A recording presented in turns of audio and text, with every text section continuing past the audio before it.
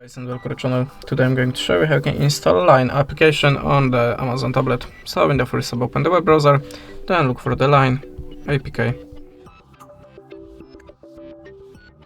Now choose the APK Pure site. Remember, this is still an official source, so you make it at your own risk. Okay, now just open the download APK and choose your web browser.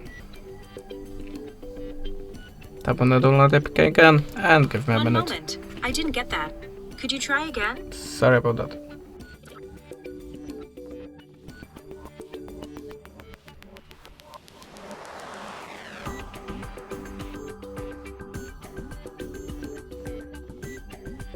Okay, we're done, so we can tap on it to start the installation process.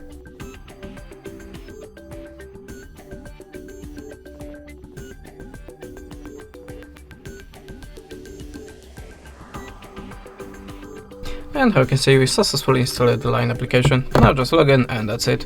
Thanks for the watching, leave us a subscribe, comment, and goodbye.